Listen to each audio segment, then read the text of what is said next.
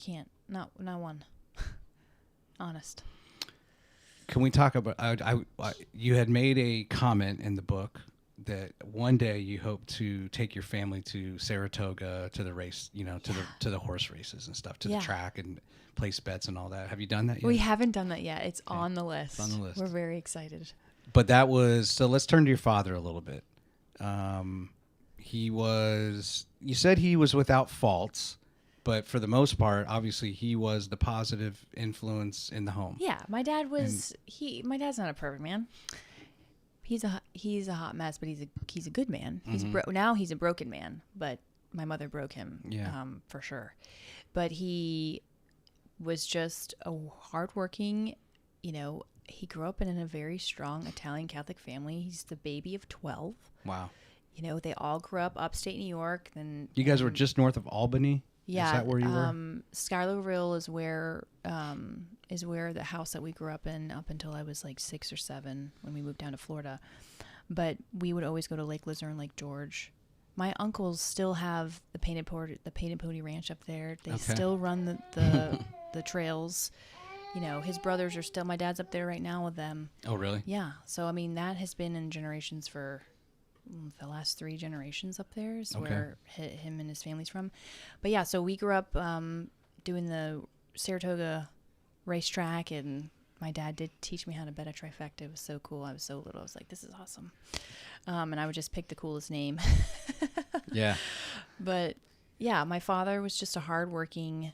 He's still a hard worker. I mean, my father, for all of his faults, he will work. Yeah. Not a lazy bone in his body. He will work. He will work. And that's all he's ever done is go to work. And so what was going on when he went out of town? I was trying to piece this together. Was he like in the military? Was he in the reserves? He was in the Army Reserves. Okay, and that's what took him away. So he would go and do training. Right. A few times a month or once a month? It just depends. I don't really know the cycle of his training, but he would go away for a few weekends a month with the Army and train. And then he also had a night job. I think he was a night auditor. And then he was running a coffee shop. He started our own coffee shop in Schuylerville, right below the hill.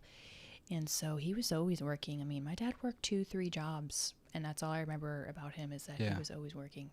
Just to provide. He wanted his girls to be in Catholic school. So we went to St. Clement's Elementary up until my mother hustled all of us down to St. Augustine, Florida.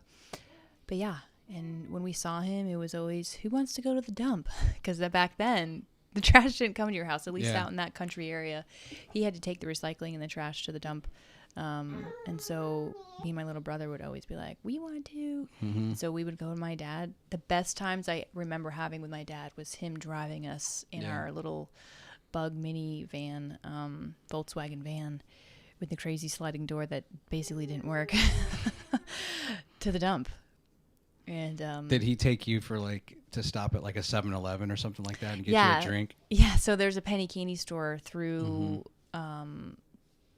Lake Luzerne that we would go through, and he would stop. There was also an ice cream store with this, it was called Dairy something, but it basically had this gigantic cow on top of the roof. Mm-hmm. Massive.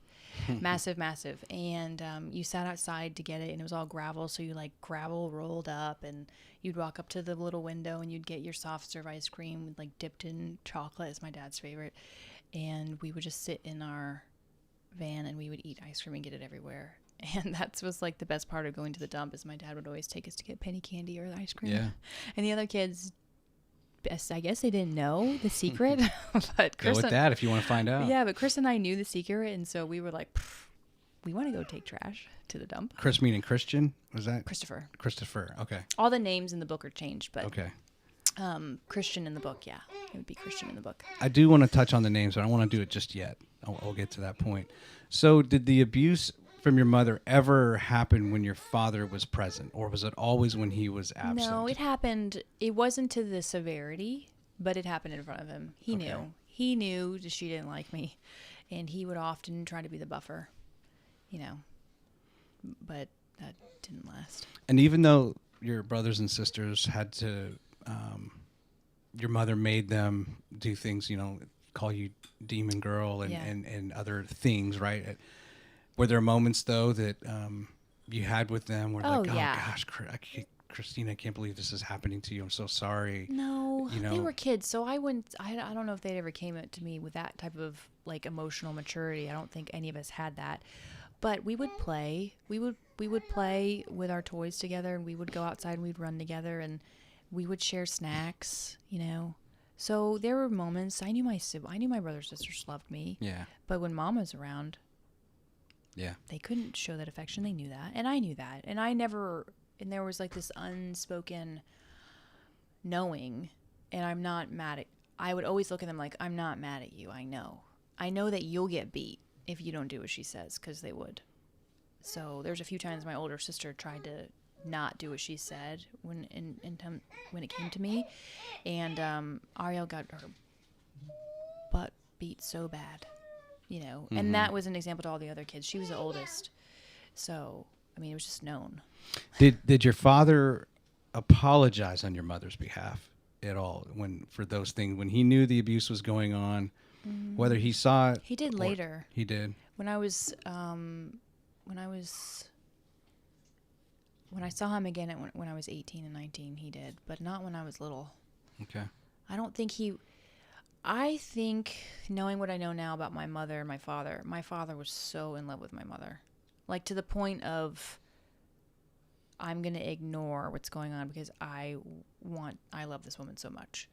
He loved my mother so much, he lost all of his children. Mm-hmm. And when he figured that out, it was too late. And he was fighting behind prison bars to get us, realizing that he got totally duped by the woman that he was so obsessed with. My father has not been with another woman since 1996, since my mother. Really? Yeah. I mean, Just crushed him. absolutely soul crushed a human being. You know, and I think to my father's detriment, he loved her too much, and it cost him everything. When did they meet? Like High school. So they were high school sweethearts? Yeah. Yep. High school sweethearts, and senior year, they got married and had a baby. And that was that. Yeah.